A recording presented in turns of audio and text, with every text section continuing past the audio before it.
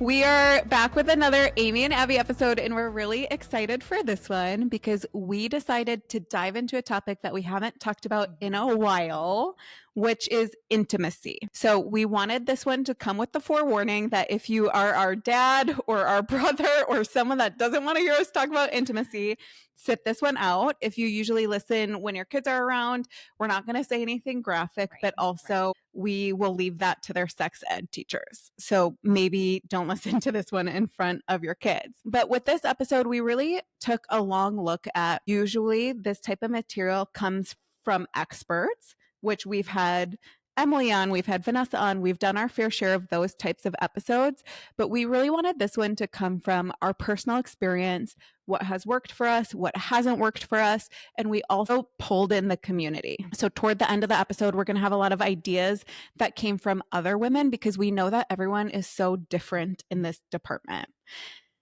Yeah, and we broke it down into a few different sections. Obviously, with intimacy, there's so many different things we could pull into an episode, but we know with the season that people are in, with the Herself listeners, seasons matter, communication matters, sex drives matter, and then there was a whole bunch of different things that came in from our community on things that helped them, especially for those maybe experiencing a lower sex drive.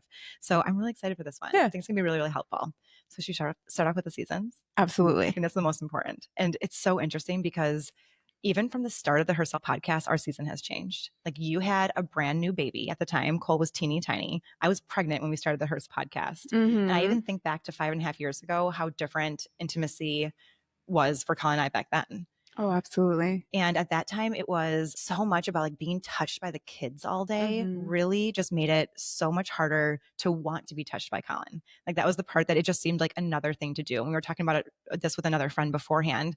And sometimes it can feel like just another thing on the to-do list, which you don't want sex and intimacy to feel that way. Like we love our partners. We want this part of our marriage to be important and to be a focal point, but it can also feel like a lot of work, especially if your body is being used in those little kid years over and over.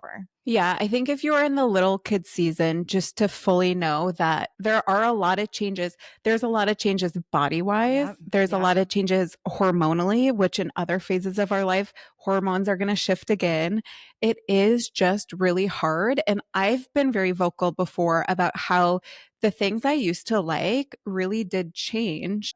Having kids on you all day, absolutely. When Drew would do the soft touching or the kisses on the neck, like it gave me a Bristol reaction, they call it, where it was like immediately no, like I want you to stop doing that. And I think it's interesting because the partner for them, it doesn't seem like as much change, and they might think that you're like, you used to love that. Right? You used to love that.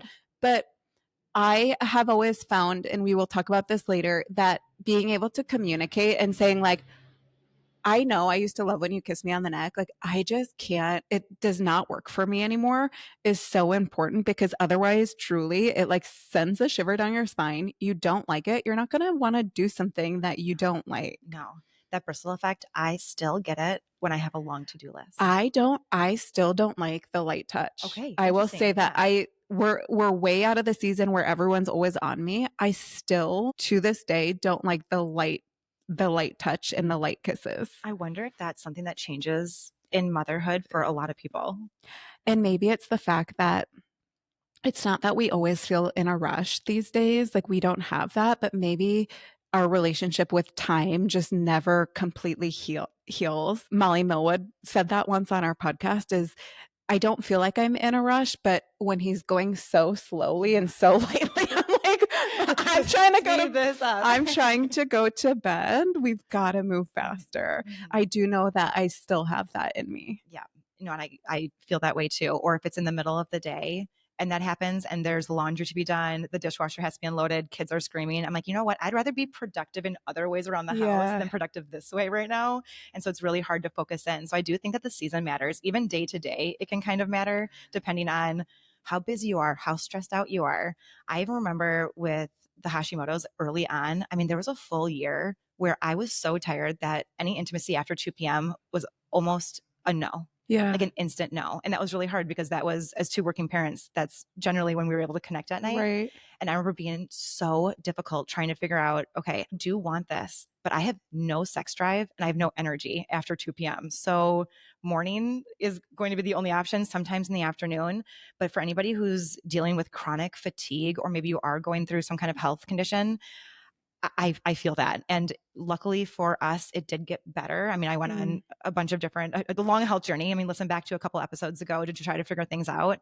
But I remember that feeling so well. And just literally, I mean, there could be weeks, probably not weeks, but there would be weeks that would go by where I wouldn't crave it, where I would be like, I would be fine either way. And that was just a difference from where we were before. So I think that's what made such a big impact on our relationship, was that there was all of a sudden this difference, and nothing happened with him. Nothing changed with him. It was all changed for me. Well, I think for a lot of women, even if you don't have Hashimoto's, it's just you understand that you need sleep. Yes. We're both high sleep needs, so we know that about ourselves. And some of you are probably like, We get it. But with Drew, there was a whole period of time because I knew I was going to have to wake up during the night with the kids. Right. And so I'm like, listen, you cannot initiate past 9:30. Like it has to be before that.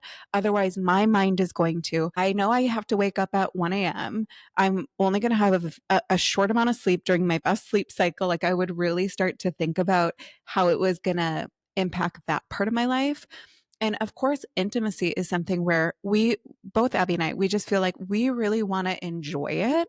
So you don't want to get on that track where you're, looking at the clock. But in that season, I really did need to be very cognizant of my sleep, or I didn't feel myself. So just in the season where you feel like you're really tired, you're really low energy, coming up with the time of day or the time limit that feels good to you and expressing that and like saying your why behind that, I think is really important.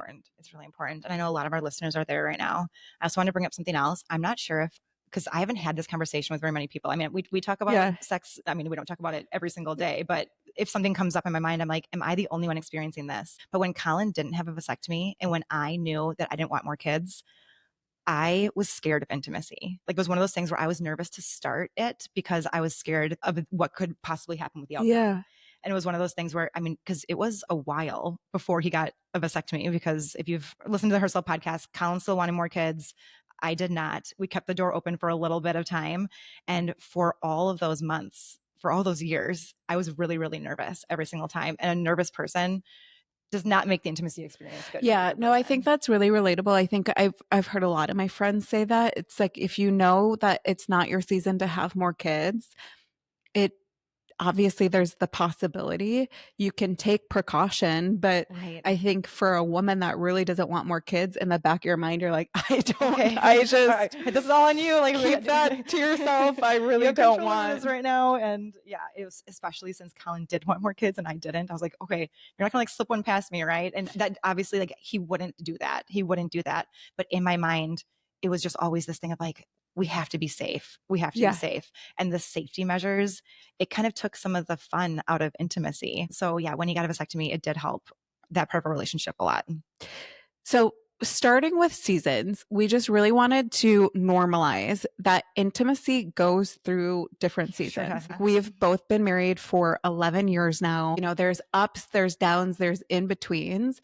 We both feel like it's something that we did want to prioritize throughout the seasons. That's going to look different in every single season. When you have a fresh baby and you're just getting back into it, that's going to look different. If you are on a health journey and you could not be more exhausted, it's going to look different in that season. We're going to get into communication next, but we really believe that you really have to talk to your partner. You two are in it together. We want to stay in our long-term relationships. So this is something that matters to most couples, and you have to work together to figure out how you're going to navigate through each season. Yeah, I think the communication piece, and we all say it, right? Our experts come on and they shout it from the rooftops, but what does that actually look like? Like, what does it actually look like? And Amy and I, when we were talking about this episode beforehand, we're not going to give you okay, these are the 5 things you need to talk about right now. This is how many times a week. That's also going to look different for every couple, but it's also just the motivation and encouragement to maybe just start the conversation. Or if something's been on your mind for a while, maybe just start there and have the conversation. I mean, with intimacy, the person that you're intimate with, that's the person to be having this conversation with. Right. Like, you guys are in this life together. The things that matter to you should matter to them, and vice versa. So if you can't talk about it with that person, your needs aren't going to get met, and neither will theirs. You could send your partner this episode just to open the door and be like, a couple of the things that they said really resonated, and I want to talk to you more about that. I met my friend Vanessa Marin. This was way before she got famous. Now she's almost to 1 million Instagram followers, a New York Times bestseller, all of this. But anyways, we met in 2020. And I remember she back then was also a sex therapist. And we were talking about the way that Drew and I have really communicated about the way that our intimacy is going. We say what we like, what we don't like, what we want more of, what we want less of. We'll even end a session and talk about how it went, like kind of a post game, like, what did you like? What did it, type of thing. And she said, Amy, that is so rare. And because that's my life partner, I guess I didn't know that, but she was telling me a lot of people have a really hard time talking about sex and intimacy. And when I reflect back, I'm like, I can relate to that because when we first started being more open with each other, it's almost something where you do have to practice. You do have to start somewhere. If you're a couple that really isn't communicating about intimacy, I would say take baby steps. Maybe because a lot of people do get defensive and they feel more shy. Sometimes you want to take the approach of telling them what you want more of. Instead of a critique, instead of, I don't like this, start talking about what you want more of. Maybe that opens the door. But it really is just these steps to get you both more comfortable having this conversation, because Abby and I both believe that this is a cornerstone to having good intimacy. If you're able to talk about it, to talk about your desires, to talk about your wishes, to talk about the things you don't like anymore, that's really going to help you guys get on the same page. And being on the same page in this department is really, really good. Like I said, at first it can be really nerve-wracking, but if you both go in it with this, we are in this together, we want this to be the best it can be for both partners, why don't we have some conversations with this? One story that Abby and I were also talking about when we were preparing for this episode is sometimes you just don't know what you don't know when it comes to what your partner desires. So I've talked about this a little bit on the podcast before, but in our relationship, Drew is really the initiator. He is, and we'll talk about sex drives next, but he has a spontaneous sex drive and he often initiates our intimacy. I mean, I'm talking like 9 times out of 10. Probably been seasons where it's 9.9 times out of 10. And here I was going along with this, and I never really thought it was an issue because we were doing it an amount of times. I mean, I was hardly ever saying no. So in my mind, I thought things were going great, And then he's just been really vocal about, it hurts my feelings that you never initiate. Like, I also want to feel desired. I also want to feel like it's something that you want to do. I don't always want to feel like I'm the one that's doing it. And I just took that feedback to heart. Actually, we made some goals for our marriage. We each picked 3 things that we thought that the other person could work on this past year. And this was one of mine. And I really have taken it to heart because I can so easily put myself in his shoes and be like, okay, if he was never trying to be intimate with me, I would absolutely feel the way that he feels. But if he never told me, I would have never known because I thought things were going fantastic. So it's just one of those things where opening up the conversation and making it more normal to talk about intimacy and sex might give you some information that you don't know, and it can only enhance your relationship for the most part, especially if you both come in it with the right mindset. We are working on this together. It's not like, you're the problem, you're doing this, da da da da da. It's really like, how can we collaborate to make this a better experience? Well, and with sex, because we're not having this conversation with a whole bunch of people, you have your experience and they have their experience. You're in your body and they're in their body. There's no way for them to know what's going on in your body, what you like, what you don't like, unless you actually say it. So it's not like other parts of marriage counseling or other parts of even life where you can go to Google and be like, oh, what's it going to be today? Kind of a deal. This is a very, very Wait, personal what thing. can Google tell you on what is it going to be? Do you mean like in other parts of life, other like parts of life?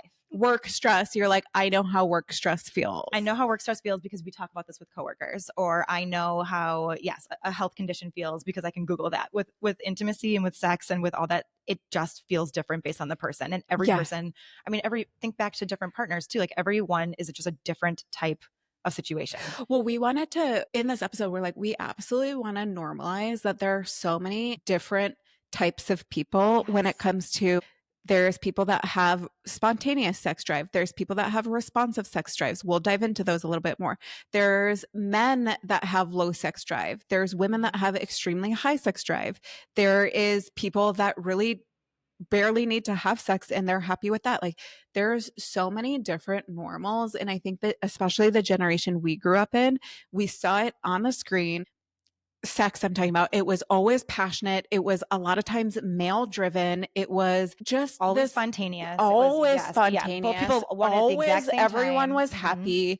You know, there's no like cleanup or like the other parts of it. There's no, people being like, oh my gosh, I'm so scared to get pregnant. Like, so in this conversation, it's so important to us to normalize that there's so many different ways that people are when it comes to sex. And to also say, if you keep talking to, we have friends that truly, we know a woman and our partner, they have sex every single day and they love it and that works for them. That's great. We have friends that truly would never have sex if they didn't feel like they wanted to for their partner. And that's on the complete other side of the spectrum.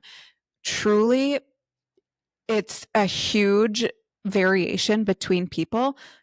All of that to say, if you're talking to another woman and like you feel bad because you're kind of comparing, maybe that's not the conversation to have with that partner, and they are different from you, and that's okay.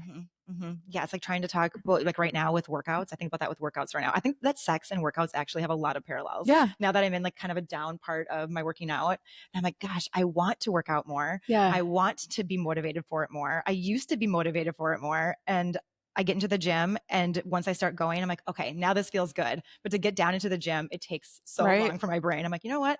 I've had parts of my life where sex felt that exact same way, where like I didn't want to do it until I started to. I'm like, oh gosh, this is what I like to do. I think about it with the conversation too, and just with communication. With Colin and I are real-time feedback people. It's like real-time feedback. And then in typical type A Abby form, I do a reminder chat before the next time of like, these are the things I really like to remember. And so like I will remember them. Remember this is the playbook. Like these are the things I really liked about last time. But it works for us and it helps. And maybe you're like, nope, would never do that. And that's okay too. Like that's the part about this episode is we want to bring a bunch of different ideas to the mix so that you can pick a few that might enhance your marriage, might enhance your intimacy, and start to use them. But the sex drives, we've like dabbled in this throughout the episode. I think it's important that we just dive right into it right now, because the responsive versus spontaneous sex drive, you can feel like you are low sex drive. You can feel like you don't want sex. You can feel like you're the person that's always saying no or not initiating. But in reality, you might just be responsive. And so the difference between responsive and spontaneous, responsive is once you start having sex, then you want more of it. Or once your emotional intimacy basket is full, then you want to have more sex. Like responsive is if, then. Where spontaneous is, it seems like at the drop of a hat, you're kind of always wanting sex, or you're wanting sex before something else happens. In marriages, one person might be one and the other person might be the other. I feel like in a lot of conversations that I've had, people have been opposite sex drives. And I don't know, because I haven't had conversations with that many people about it. But I mean, even just in our small group of people, it can make for some conversations, some hard conversations. When Abby and I learned, so this was back with Vanessa Marin. What episode was that? 21. With Vanessa is when I first really started to understand that. And that really unlocked something for me. Just to know like, okay, I am very responsive. To also know sometimes in my head, I'll be like, I do not want to do this. I do not want to do this. And then things are starting. And then I'm like, oh my gosh, I'm so glad. And Drew's like, you say that every time. every time you are so glad we did it. So why do you dictionary yes, definition right literally. there. He's like, you do that every single time. So why don't you know by now? And it's just, I feel like the way that we come, like it's the way that you are. And I think to understand some of this makes all the difference. Right. To just understand, like, okay, like say that you're both responsive. There are couples that both of you are going to be responsive. That's going to take figuring out how the ball is going to start rolling. Because if you're both sitting there waiting for the other person to initiate in a responsive relationship, that's going to take a lot more. Right. A lot more conversations, a lot more figuring out, okay, maybe that's where scheduling comes in. Maybe that's where more date nights come in. I'm the type of person where I understand both sex drives because in a given month, I go from one to the next. So in the first part of the month, I'm spontaneous. In the second part, I'm responsive. And then all the way down to very low sex drive. So I feel like I literally go through all three in a 20 to every single one of you during her cycle. So depending on where I am right now, no, and it's just very obvious. Like Colin even knows where I am in my cycle because it's just so obvious. So I understand what each feels like, and it is so different. It is so different to be in each of those. And you maybe you feel that in different seasons. Maybe you feel it when there's less work stress or kid stress. Like that can also change sex drive. Well, I would say you should say more stress. Okay. Yeah. And sometimes having more stress, like more work stress or more kid stress, that could impact it. Maybe if you're traveling, because what did Vanessa say during that episode? The biggest killers of sex drive are stress and I think lack of sleep. I think that lack of sleep. Yeah. High sleep needs so here, guys. So parents, if you're feeling that it's beyond normal to feel like you might be in a season where it does feel like a little bit of a chore because you are so tired and honestly your stress might be higher. And it's really not fair to compare your current self to a former version of yourself, especially when it comes to this. It's just not fair for yourself. So I think a really good question to ask yourself is, does your sex life work for you and your relationship? And ask that to your partner, ask that to yourself, because everyone's is going to look a little bit different. Everyone, their number is going to be different. You know, how long is going to be different. The types is going to be different. But if it works for you and your partner, that's obviously what's most important. Absolutely. Okay, should we get into the community? Yes. Because this was really fun. This was really fun. Okay, so we asked our community. We wanted to make sure that we were just covering a lot of different situations because we know that that's what our community is. And so when we went out and we asked, what was our question? We asked, if you have low sex drive, what are some things that help? Yes. And one thing that came in right away, and we've heard this time and time again, the experts recommend it, is scheduling. And I think that scheduling is awesome. And I'm going to tell you a little bit more about how we schedule sex because it's actually. Okay, so do you both know it? No, you. In my mind. And that's the thing is that it's scheduled, but it's in my mind. And this was especially when I was newly postpartum, especially with my health issues. I had to schedule it, or it was off the table. Like it was not going to happen. I know how that feels. It doesn't feel sexy. It doesn't feel spontaneous. It doesn't feel like you see in the movies, but it worked for us because that was the only thing that was going to work. But I liked scheduling it because in my mind, I could shower that day. I could shave my legs. I would like make sure not to eat like a really big gassy dinner that night. You know, like I was maybe getting a workout in to like feel even better.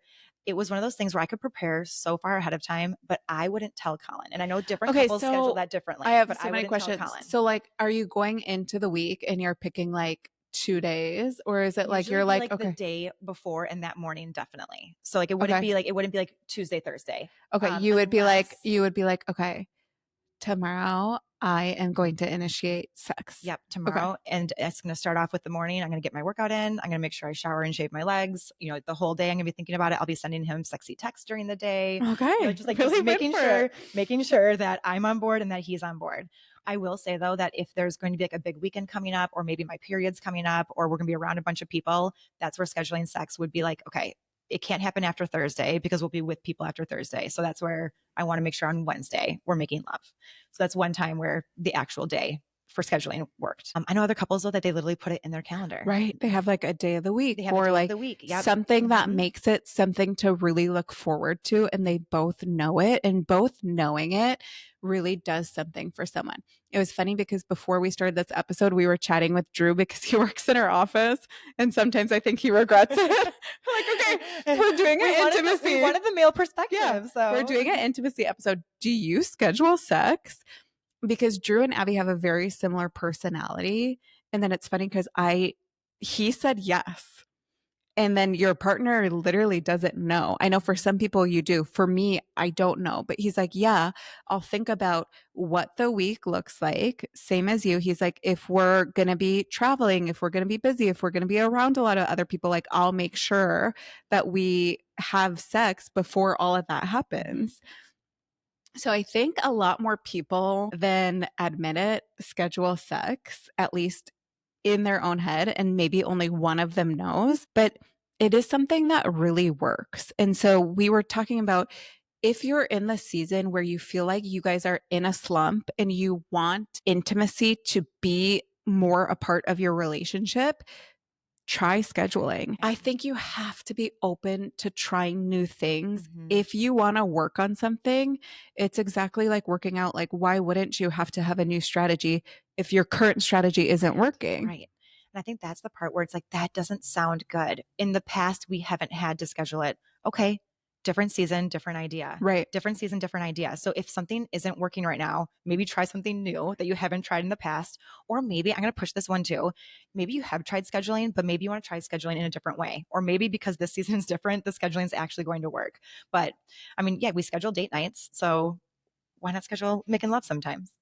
Absolutely. Another one that came in was the clear communication. So we already talked about that, but I think a lot of women, they really feel like they need to be able to communicate their boundaries. Like if they have boundaries, if they're in a season where, I mean, honestly, no one even talks about this, but like in postpartum, sometimes I'm like, I'm not putting the lights on. Like, I just don't want to. I want to keep my shirt on. I am not doing it. And like, that is a boundary for me. And then communicating that and Drew really respecting that really helped us. You know, you're going to go through different things throughout both of your lives where you're going to have a different boundary when it comes to intimacy, and being able to communicate that is so important. That loops also back to everything we just talked about before, when I really think if couples start to work on being able to give each other positive feedback, being able to, you know, sometimes say like, oh, I know I used to like that. I just don't anymore. I think it's because we had kids and everything else. Clearly communicating came in. Another one that we both like is spicy books. Yes, absolutely. And this is something that you can do in your own time. Yeah. Like obviously you can read whenever you want to. It's something that you're doing kind of silently and to yourself, but it's getting you in the mood and your partner's not part of that. I think that's so much with sex. In the seasons that I was lower sex drive or very, very responsive, I was so nervous because I'm like, I don't want to like lead him on right now or take a bunch of time together because we only have this certain amount of time together. But I think it's a really nice thing to be able to do on your own. Yeah. And then you come into talking with your partner and you're like, okay, I'm ready because I've read a few chapters of this spicy book. Right. I think it's just such a great opener. I had a funny story about this. One of my followers. So I post on Instagram, like I love a spicy book. I think they're great. And I think they absolutely have their place. And so I recommended this one. And then one of my followers said, I have to tell you, my husband went out and bought every single other book that author has written because they were so in the mood. I think it's one of those things where in your head, and especially who knows the way that you were raised, like maybe in your head, you're like, I'm not doing that. Like that doesn't seem right, like something. But in this part of the episode, we're really saying, why not try something new if what you're doing isn't working? There's also different levels of spicy books. Absolutely. Like there are books that you can just, and we'll write a little, we'll add a few spicy books that we like. There's some beginner ones that are just, you know, like just a little tiny bit, you know, bring on the intimacy a little bit. There's others that have a lot more graphic writing, a little more adventurous. So, you know, pick whatever one's going to work for you. Whatever spice level works for you, if it's something you want to try. I think that I've just heard from my community over and over, it does work. Well, and this came in to our question box so many times when we asked this question. So we know it's working for the herself community. Some people like sending spicy text messages. Yep. Yep. Just something during the day. Sometimes Amy will see them when they randomly pop up on my computer. I'm like, I would not care to see that. But I'm happy for you guys. Like, whatever. We use Abby's computer, and for some reason, she won't turn her notifications off, which could easily solve our problem. But yeah, I think it's something like if you're both looking forward to that night, I just think it just both, it gets your minds going. It gets you guys ready to be intimate. And it's something that, another thing, it's like, why not try it if what you're currently doing isn't working? Now, maybe think about if your partner has a presentation or like something's going to ding up on their phone, because I know that also does happen to people. This could also be emotional intimacy too. So if it's a spicy Absolutely. text, you could also just send like really nice compliments and just, accept those compliments coming back too. Like that builds your emotional intimacy. It also helps you feel better about yourself, builds the confidence. That helps so many ways. No, that's such a good point, because I think a lot of women in this community, they're just thinking like, why can't he or she, why can't they be appreciative of me? Why don't they think of me during the day? Why don't they used to send me so many nice text messages. Why don't they send me any text messages? And I really think in your relationship, doing the small things consistently, it really does matter. Drew and I send each other so many nice text messages throughout the week, even though we pretty much see each other at work, but it's really that appreciation. If your partner takes your son to the dentist, it's like, thank you so much for doing that today. Like, it really helped my day out. Whatever it is, even if it's mundane, like, humans want to feel loved. They want to feel seen. They want to feel thought of. And just that little bit of your relationship, send a nice text right now. Like, it really can make the difference. We talked about this one earlier, but some followers said once you get started, it's easier to keep it going. And I think Absolutely. that is something that it's so easy to be like, no, and you dig your heels in. And then once you get started, you're like, okay, I do want to do this. I feel like that's responsive drive 101. Completely. And even like some weeks, it's like if our ball's rolling, it's just rolling so well. Yeah. More intimacy brings more intimacy. Right. And I think it's really important to say that. Like, we know there's people listening that feel like they are absolutely in a rut. Like, this is something that is really hard for them in their relationship. And I think that once you start trying some of these things or whatever works for you guys, it really does get easier. And most people really enjoy this part of life. Right. And then one more to end this out. Alone time gets me more in the mood. So she asks for that ahead of time. And I love that one. I think that one's also really important around bedtime too. Like if you are making love at bedtime and it's so stressful putting these kids to sleep, maybe you put the dishes away or you get to take a bath or you get to read your spicy book and your partner gets to take the kids that night for putting them to sleep. Maybe you actually co-team it if that's not something that you're used to in your relationship. But even having alone time during like small parts of the day or right beforehand, I think can help so much. I mean, I think it goes back to if your partner's not doing enough and your sex drive is low, it's like, it's not your fault. You know what I mean? Like, your partner really needs to be a partner and help out. And then a lot of people would feel like they wanted to be intimate more. I mean, it's really a pretty simple equation. I know it's not always easy, and I know it's not always easy to implement, but again, communicating like, I really feel like the whole family's on my shoulders and that doesn't make me want to be intimate with you. Here's the places I need help.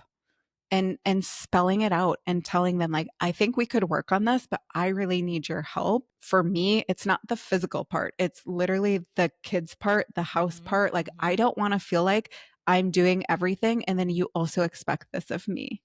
I'm sorry to get a little aggressive during this part, but it's so obvious. Like, if your partner isn't helping you and you're feeling so overwhelmed, like, this part of your life is going to take a hit for 99% of people. When there's a real thing to chore play where it's like, you can actually both take part in the chores or your partner takes more of the chores, you feel like you have more space, you have more capacity, you have more energy.